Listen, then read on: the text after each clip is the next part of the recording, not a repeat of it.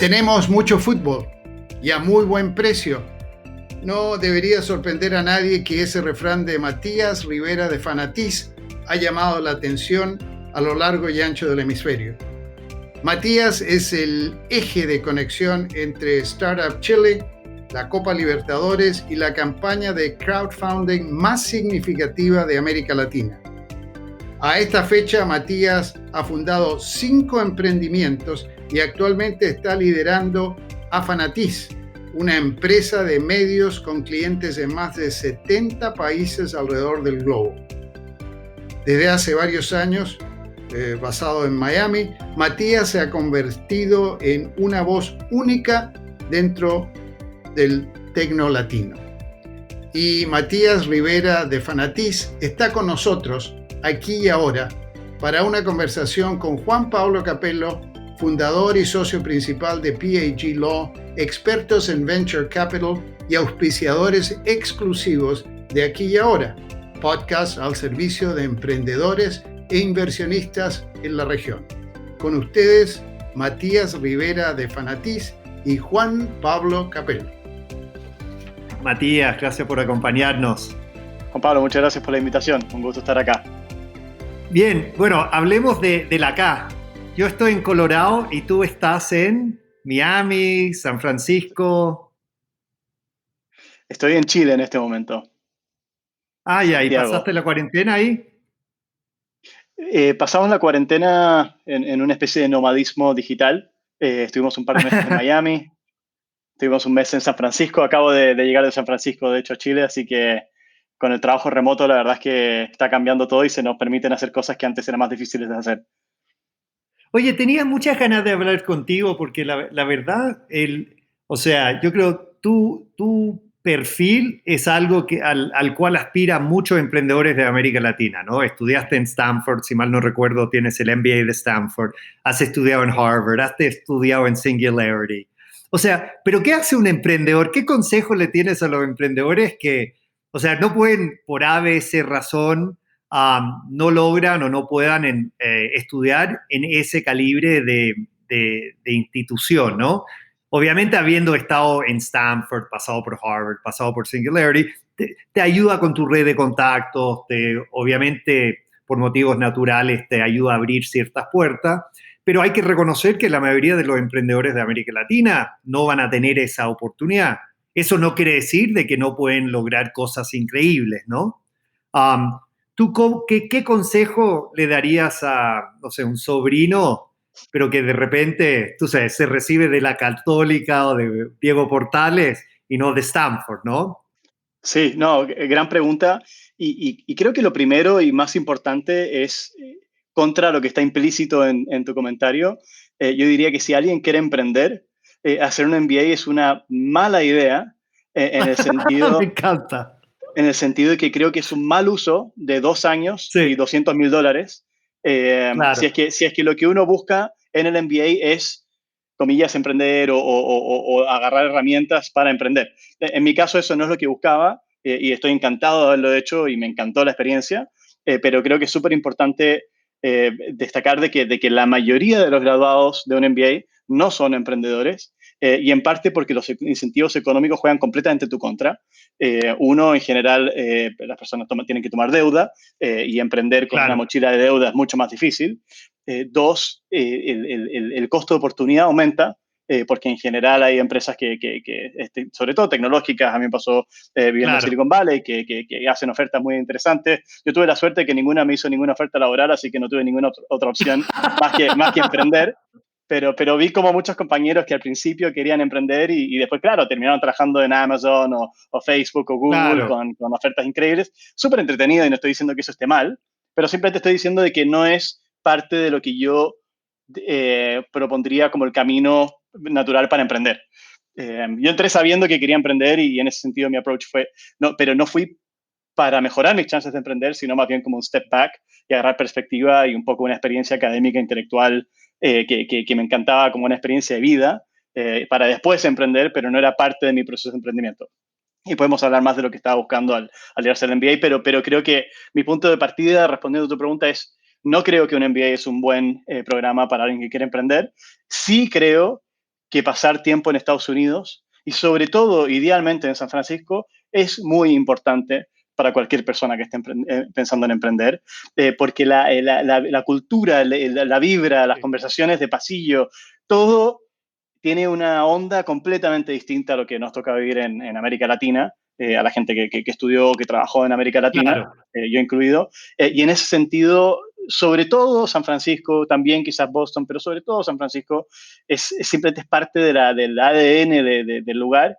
Y encontrar alguna excusa, cualquiera sea, idealmente una combinación Ujú. de la mayor cantidad de tiempo al menor costo posible, sería mi Claro. recomendación para cualquier persona buscando emprender que vaya a San Francisco. Hablemos, es interesante tu comentario, y me parece súper acertado. Y estoy totalmente de acuerdo, o sea, salir de su país de origen y entender de que, o sea, hay otra manera de hacer las cosas y lo que es realmente pensar en grande. Me acuerdo que yo era cofundador de una empresa, Urbita, que era, no sé, tema de viajes sociales y todo, y nosotros teníamos 20 millones de visitas al mes. Y pensamos, ¿me entiendes? Poco menos nos sorprendía que los servidores no se caían, ¿no? Y me acuerdo llegando a Silicon Valley para levantar una ronda, y no quiero decir que se nos rieron en la cara, pero no logramos levantar la ronda, ¿me entiendes? Pero nosotros éramos como local stars, y es muy distinto cuando te das cuenta, ¿qué es Exacto. eso? Cola de, Small cabeza de fish, ratón, cola de león. Small fish, big exacto, pond, ¿no? small fish, Um, exacto, tal pero cual. ¿cómo uno evite este tema que también nos hemos visto un montón del tecnoturismo, ¿no? Que algunos emprendedores pasan por Silicon Valley, a veces en estas misiones económicas, auspiciado por algún ente del gobierno, y yo, por la cara los que nos están acompañando, que le pusiste a la pregunta, yo sé que tú también has visto, tú sabes, esas camadas que pasan por Silicon Valley, a veces un par de días, a veces una semana, a veces un cachito más, pero que realmente no logran sacarle provecho. O sea, hablemos un poco de eso y cómo el emprendedor de América Latina evite ser un tecnoturista, ¿no? Sí, primero, nunca había escuchado el término tecnoturismo y me encanta. Está buenísimo y te lo voy a copiar. Mira, yo creo que para tomar el término tecnoturismo, pasar una semana en Silicon Valley es definitivamente mejor que no hacer nada. Sin Claro, embargo, en general, estos grupos son grupos de, no sé, 15, 20, 30 personas, dependiendo del viaje, incluso más, que interactúan principalmente entre ellos mismos y van y se sientan a escuchar claro. unas charlas que podrían escucharlas online en YouTube, exactamente igual, que por cierto, Sí. es otro consejo para alguien que está pensando en Ah, emprender y sí, empaparse en ese mood, en esa vibra cultural de San Francisco. Hay un montón de contenido online y lo que ven los tecnoturistas, es básicamente lo mismo que uno encuentra en YouTube. Así que, pero eso en el fondo no es una razón para no hacer el viaje, sino una razón para meterse a TED, YouTube y las charlas de claro, Stanford y qué sé yo, que hay mucho contenido que está gratis y uno se puede empapar de la forma de pensar desde lejos, remotamente.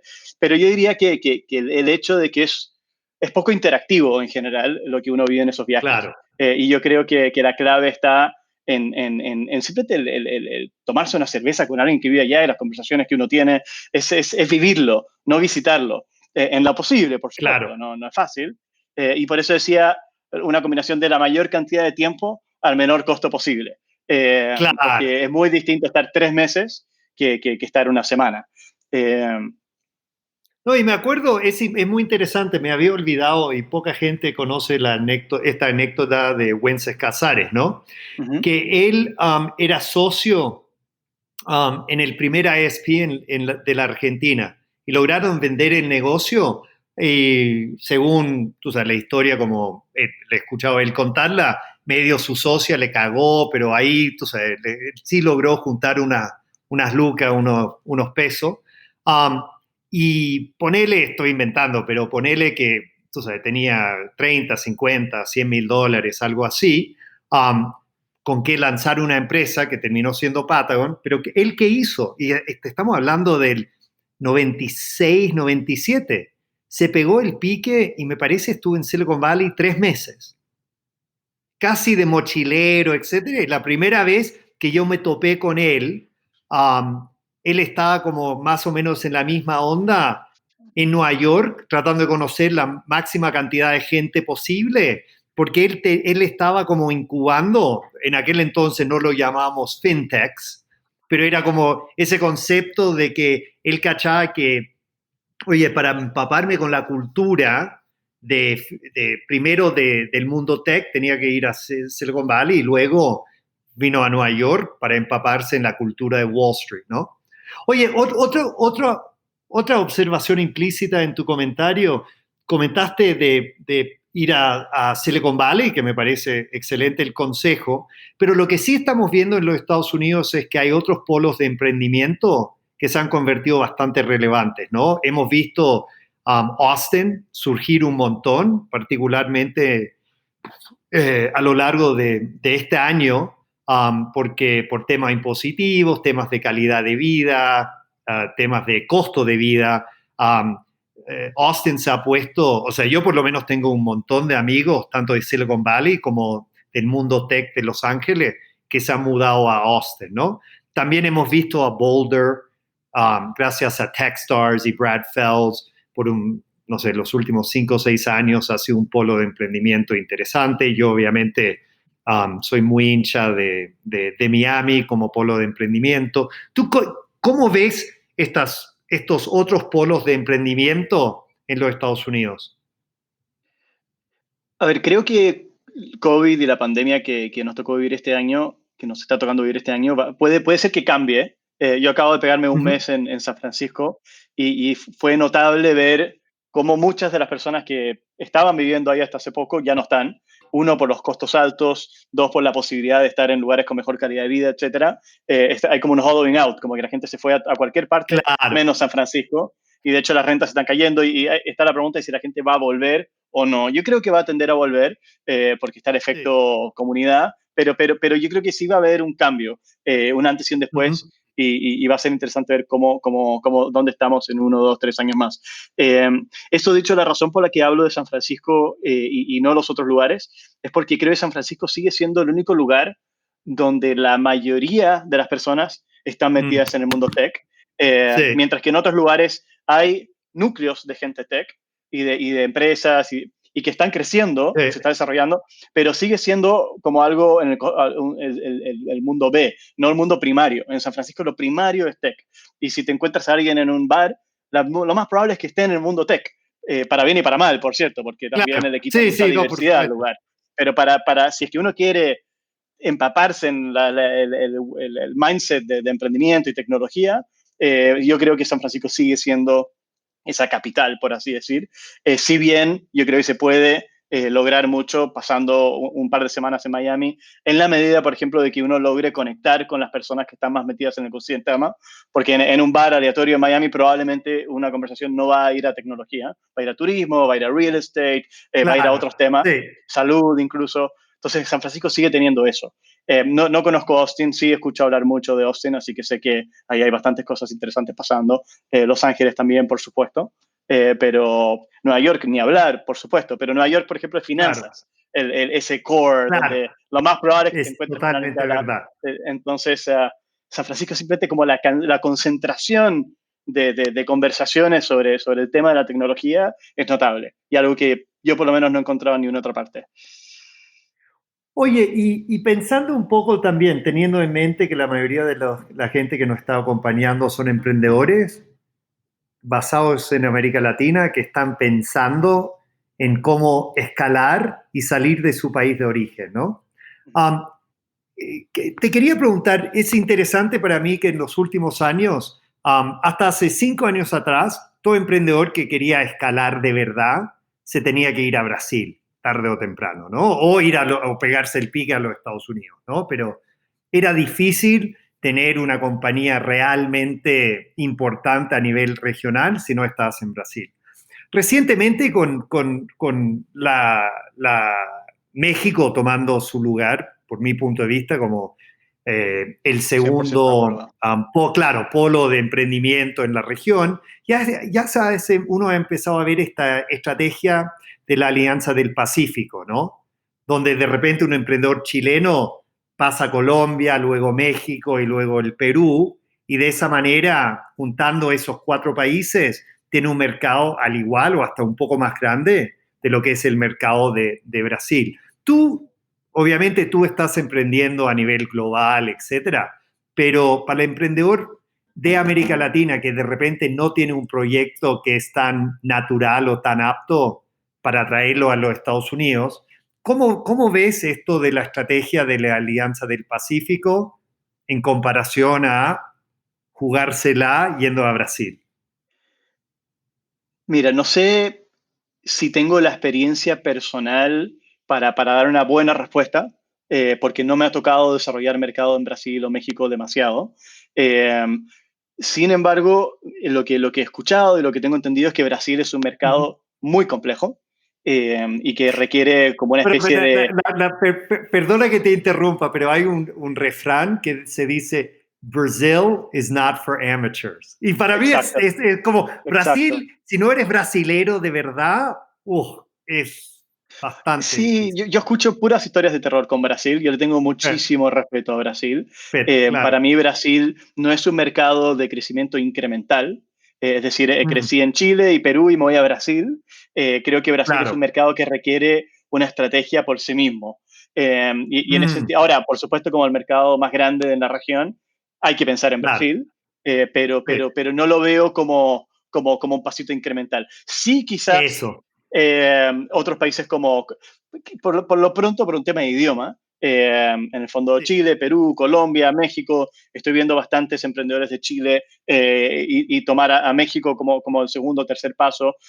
Yo no sé qué claro. tanto ayude el tema del eje del Pacífico, la Alianza del Pacífico en términos de políticas públicas. Tiendo a pensar que Ujú, poco, pero, sí. pero sí creo que en la medida, pero que en la medida que hayan emprendedores que están siguiendo el mismo camino, hay como Claro. aprendizajes, hay comunidades que se arman, hay mejores prácticas que se comparten. Entonces, por ejemplo, no sé, por los de Corner Shop, fueron bastante pioneros en Claro. desde Chile ir a México y abrir camino, y así hoy ya hay varias empresas más que están siguiendo ese camino y les está yendo bien.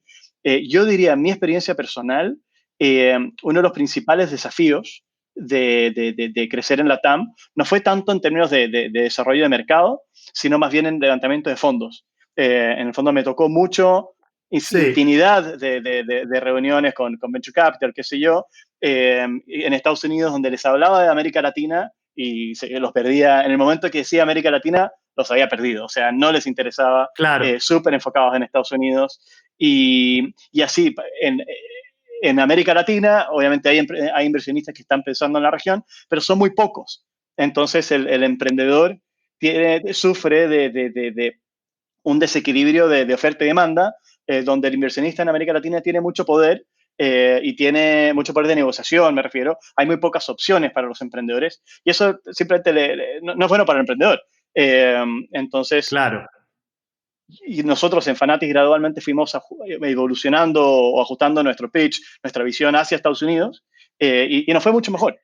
Afortunadamente creo que eso está empezando a cambiar. Veo señales débiles pero crecientes de que más inversionistas en Estados Unidos están mirando a la TAM, se están dando cuenta el mundo del VC que la TAM, hay cosas interesantes que están pasando en la TAM, pero sigue siendo el 1% del pool. Entonces, si uno incorpora a Estados Unidos, aunque sea como parte de la narrativa, como parte de lo que uno está haciendo, aunque no sea lo mayoritario, creo que ayuda simplemente a acordarse de que la mayoría del capital para emprendedores tecnológicos sigue estando no interesada en América Latina, lamentablemente. Eh, y en ese Sí, sentido hablemos Estados un Unidos juega un poco rol importante. tocaste un poco la evolución de tu empresa, Fanatis.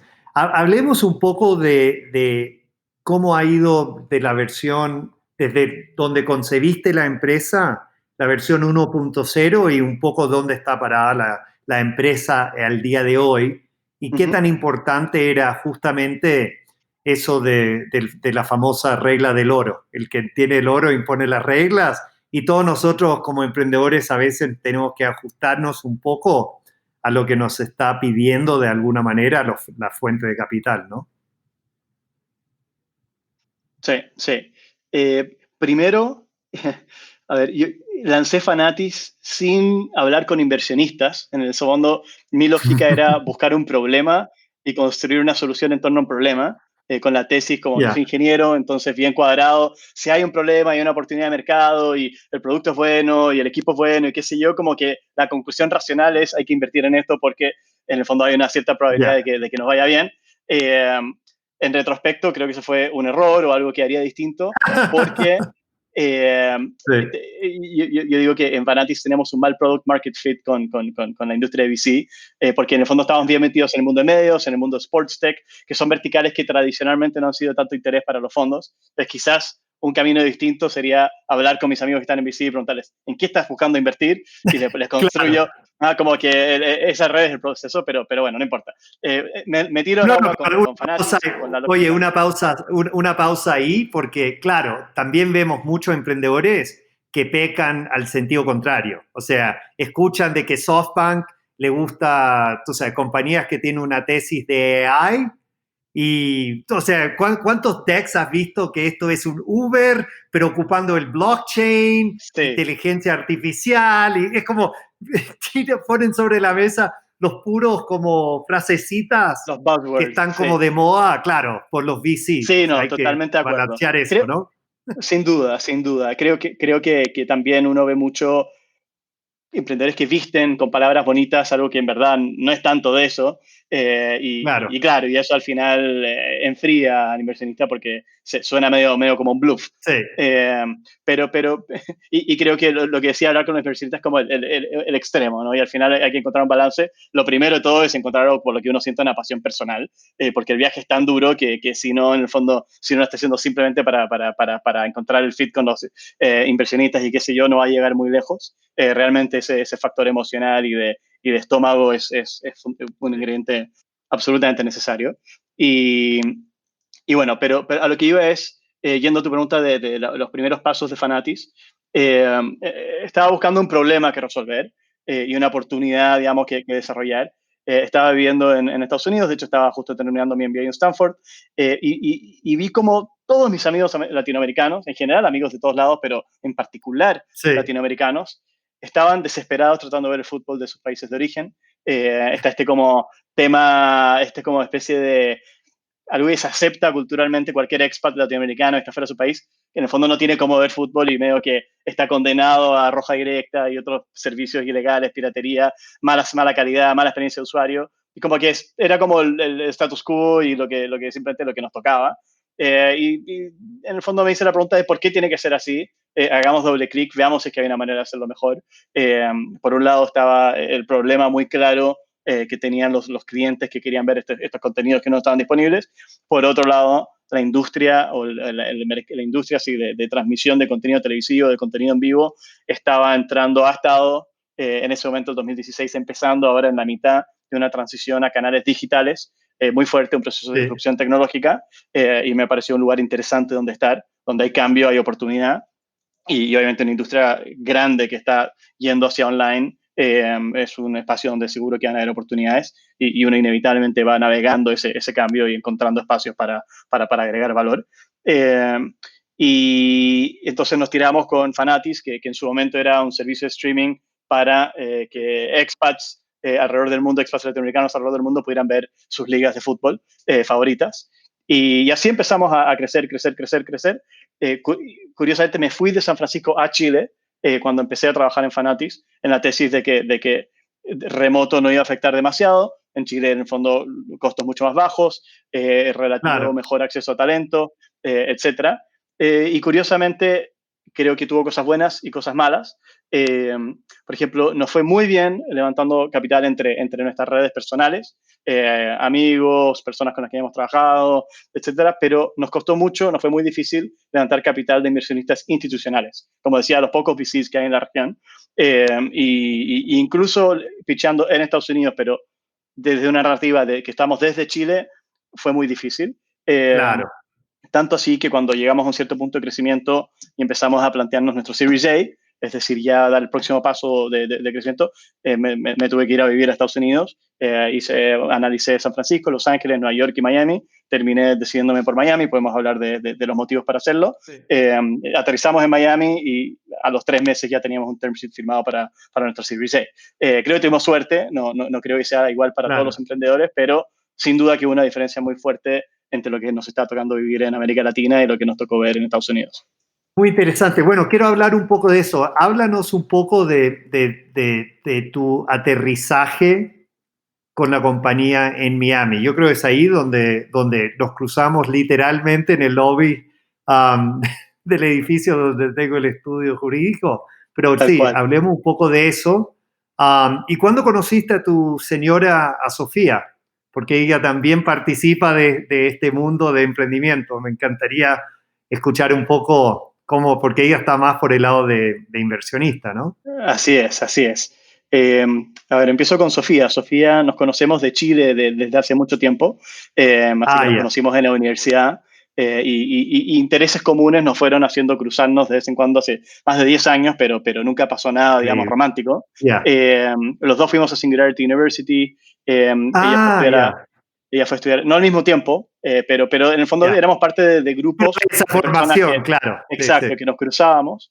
Y después ella estaba viviendo en San Francisco, yo en Miami, y nos cruzamos en Chile, pues los dos estábamos de visita por tema de Navidad y qué sé yo, y descubrimos como esta conexión que antes no habíamos encontrado, y bueno, ahora estamos casados. Sofía es adjunct partner de un fondo en San Francisco de VC que se llama Ag Funder, que es uno de los fondos más activos en temas de agricultura y tecnología, agricultura, comida y tecnología. Y nada, así que nos toca hablar un idioma parecido en el mundo de VC, de startups, de tecnología, pero no, ella está muy metida en temas de agricultura y comida, yo muy metido en temas de medios y contenido en vivo y deporte, así que no nos toca cruzarnos tanto en lo laboral, pero sin duda que es súper entretenido tener esta dinámica, digamos, donde estamos en mundos bien parecidos.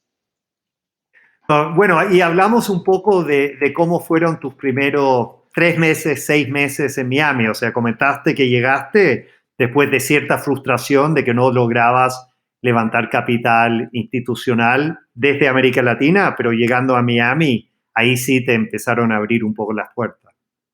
Sí, lo primero fue ¿por qué Miami? Y creo que para mí fue un cálculo entre logística, es decir, sigue hasta el día de hoy estando la mayoría del equipo en Chile. Hoy tenemos casi 50 personas en Chile. Y en ese sentido, estar cerca de nuestra operación de Santiago era importante. Por otro lado, el factor calidad de vida, que es costo de vida, es costo de armar equipo y simplemente entorno. En tercer lugar, relevancia a la industria, es decir, stakeholders relevantes a mi negocio y la concentración de esos stakeholders. Y cuarto, acceso a capital. Eso creo que fueron más o menos las variables con las que evalué la movida y consideré San Francisco, Los Ángeles, Nueva York, Miami.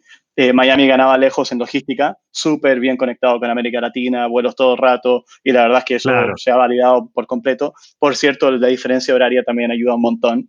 Ahora que acabo de pasar un mes en San Francisco, es súper pesado estar 4 o 5 horas atrás. Así que eso después, en términos de la concentración de stakeholders de industria, Miami resulta ser un polo bastante fuerte de media, de sports, entonces que eso también funcionaba muy bien. Tenía muchas reuniones cada vez que iba a Miami, eso fue una variable para elegir Miami.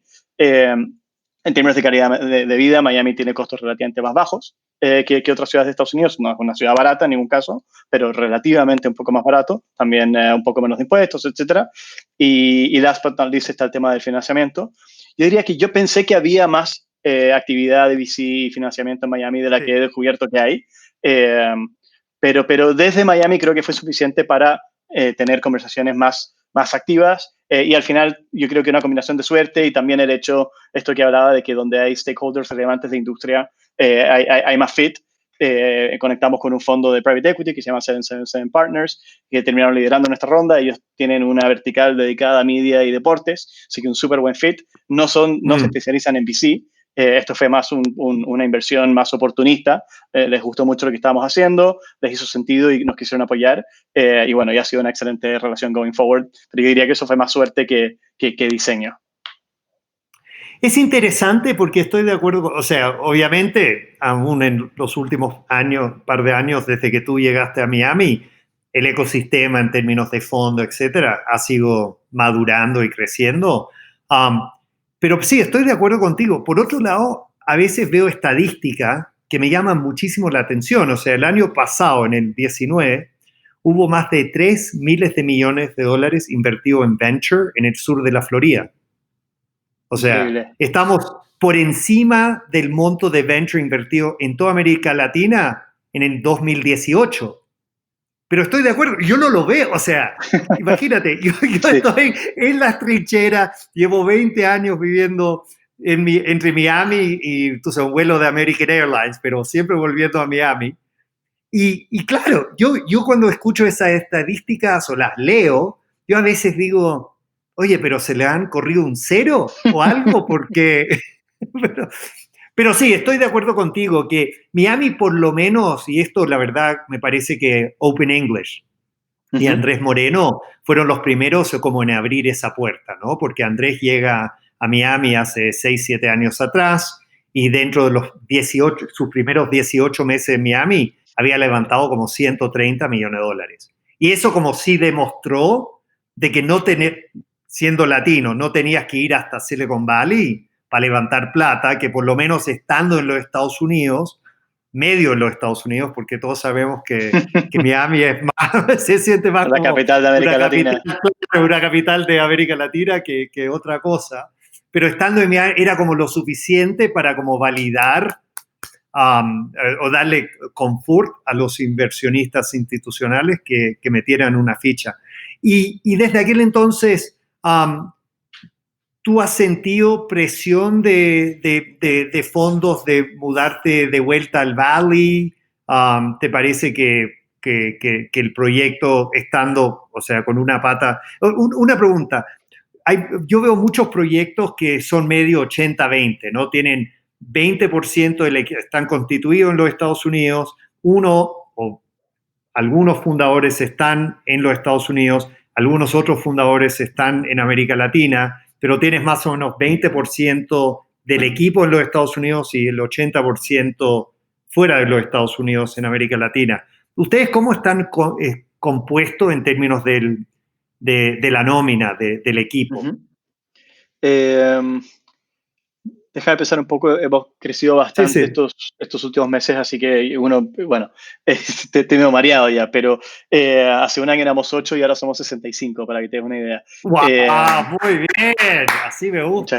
Muchas gracias. Ha sido un año bastante loco. Pero la mayoría, como mencionaba, creo que 45, incluso un poco más, están en Santiago. Creo que tenemos unas 4 o 5 personas en Argentina. Somos 3 o 4 en Miami. Y un par más en Norteamérica, 2 en Canadá, 1 en Denver, y después tenemos algunas personas repartidas, 2 en Perú, 1 en México, 1 persona en Europa, en fin. Pero los polos fuertes, sin duda, lejos la mayor concentración en Santiago de Chile, después Estados Unidos, Argentina y después como un dispersado en distintas partes. Ya, no, muy, muy interesante. Y perdona, porque la pregunta que te hice, empecé haciéndote una pregunta y ahí como cambié el foco de la pregunta. Volviendo a la pregunta inicial, desde Miami, ¿has sentido como presión de algunos inversionistas o gente de la industria de abandonar Miami y mudarte, no sé, si a Los Ángeles por el tema de medios o San Francisco por el tema de los fondos de capital de riesgo? Cero, para nada. Yeah. Tengo la característica, digamos, no sé si ni bueno ni malo, pero nuestro lead investor y nuestro socio financiero principal está en Miami, así que en ese sentido es una razón muy importante para estar en Miami. Si es que eventualmente un Series B es liderado por un fondo que está en otra parte, quizás, pero yo creo que sobre todo en un escenario post-pandemia está cada vez más claro de que trabajar virtualmente funciona muy bien. Y creo que esas presiones, si es que las han existido, van a ser menores. Y obviamente esto ha sido un año raro, con obviamente muchísima transformación digital, ¿no? Tú mirando un poco, ya que ojalá con los dedos cruzados tengamos esta vacuna en los próximos meses y disponible a muchos de nosotros, no sé, en los próximos 6 meses, tú pensando un poco más de cómo el mundo va a ser distinto, o sea, todos tenemos claro de que hubo un antes, un después, y que no vamos a volver a vivir y hacer negocios como lo veníamos haciendo hace un año. ¿Tú cómo estás viendo esta nueva realidad, pero saliendo de la cuarentena y que COVID pase, no quiero decir al olvido, pero ya que no sea una de las razones que está influenciando a nuestra vida día a día. Perdón, ¿me puedes repetir la pregunta? ¿Tú cómo? O sea, mira, nosotros hace un año era impensable que un VC, por ejemplo, está dispuesto a invertirle a un emprendedor sin conocerle en persona, ¿no? O sea, eso no se hacía casi por temas reputacionales, por responsabilidad fiduciaria, etc. Y ahora todo VC en los últimos 6, 7, 8 meses, o sea, ha tomado el costumbre de que, bueno, esto es la manera que tenemos que seguir impulsando nuestros negocios hacia adelante. Claramente ha habido el tema del remote work, ¿no? Que antes todos esperábamos que casi todos nuestros empleados fueran a la oficina todos los días, y eso obviamente me parece va a cambiar hacia el futuro. No sé, tú como gerente general, como emprendedor, ¿tú has pensado un poco cómo las cosas, o sea, te lo digo de esta manera, nosotros, por ejemplo, nuestro estudio jurídico, antes teníamos casi todo el equipo pasando a la oficina todos los días. En los últimos meses casi nadie. Yo creo, aquí a 6 meses post vacuna, nosotros vamos a tener la mayoría del equipo viendo a la oficina 2 o 3 días a la semana, pero con muchísima más flexibilidad de lo que hubiéramos tenido antes.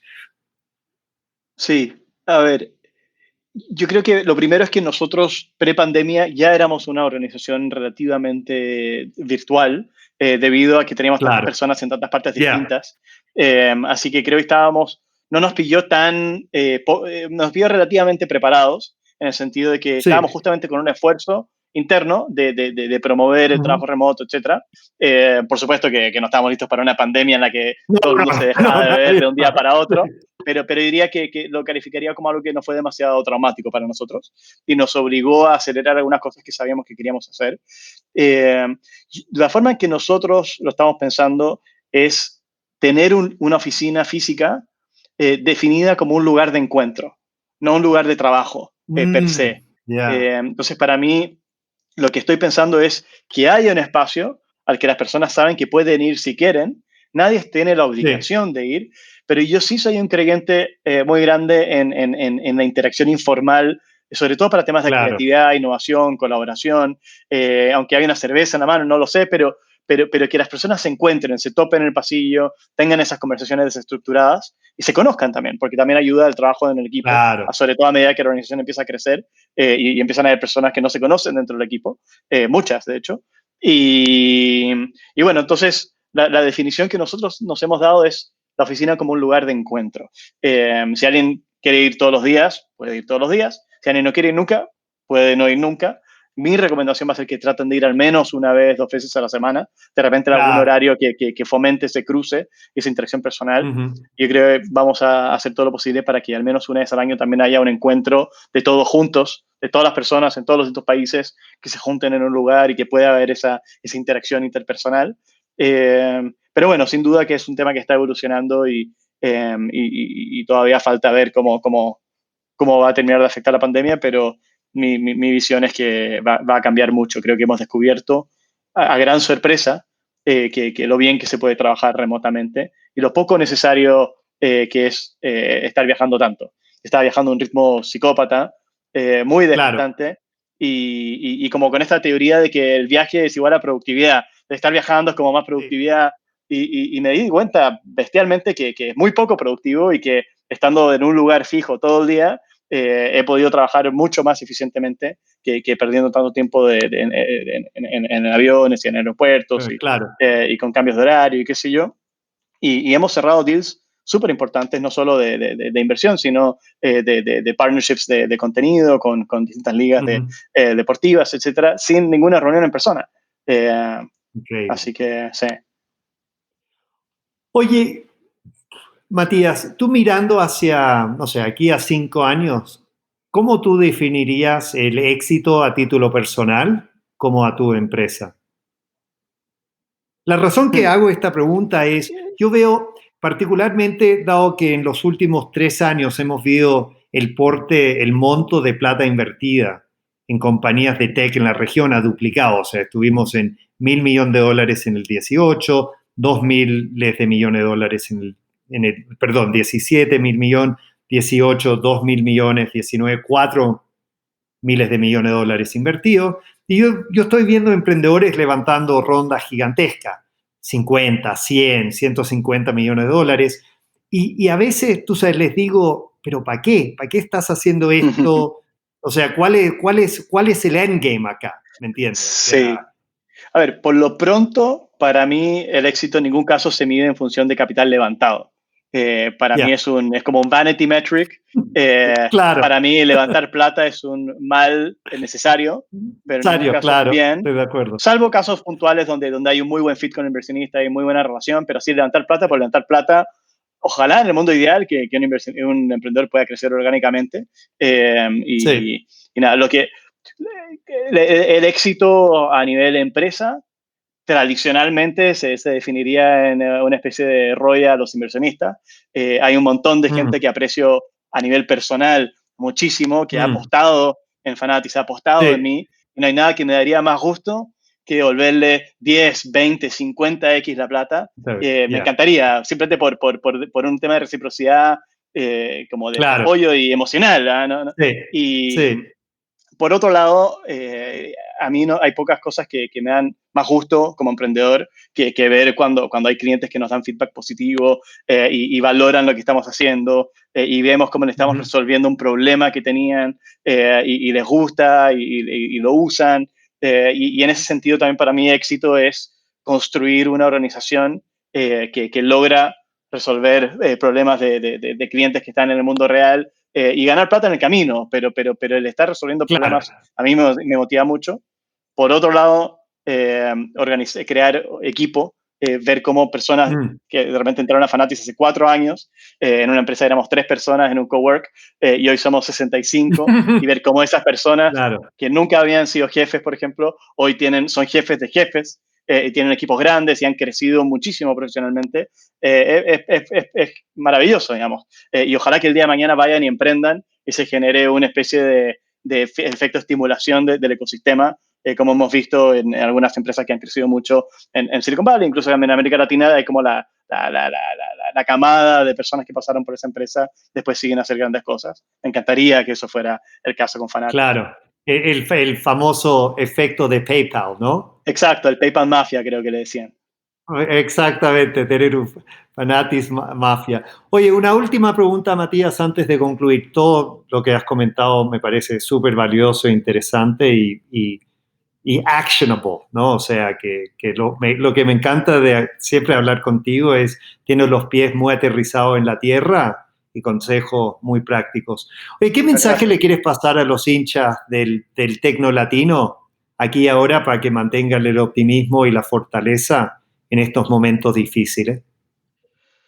Yo creo que lo más importante y el mensaje que destacaría como número uno a la gente que está escuchando y que esté emprendiendo, esté pensando en emprender, es perseverancia, tosudez y pasión. En el fondo siempre es difícil, siempre cuesta. Creo que las historias que uno escucha, que esta persona levantó $100 millones así como que con un PowerPoint y fantástico, o no existen o son extremadamente inusuales. Todos los emprendedores con los que hablo, incluido amigos de Stanford, gente que está en San Francisco, que fue a Y Combinator, todo, a todos les cuesta, siempre es difícil. Y requiere perseverancia, requiere corazón, requiere empuje. Y creo que el atributo la principal variable de diferenciación entre los que llegan y los que no es esa perseverancia. Es ese punch, esas ganas de seguir haciendo las cosas, de seguir buscándole la vuelta. Creo que los inversionistas identifican eso y te van a apoyar si lo ven. Creo que en fin, creo que es el atributo y entonces mi mensaje sería sigan adelante, denle. Nunca eso, fácil. Para el ataque. Eso. Oye, Matías, ha sido fascinante, feliz de no solamente ser compatriota chileno contigo, pero que también somos vecinos ahí en Miami y compartiendo este camino tan lindo del emprendimiento. O sea, te mando a ti y a tu gran mujer y señora Sofía, un gran abrazo. Muchas gracias, Juan Pablo. Un gustazo participar y nos vemos pronto. Este fue otro programa de Aquí y Ahora, auspiciado por PAG Law, especialista en Venture Capital. Hasta pronto.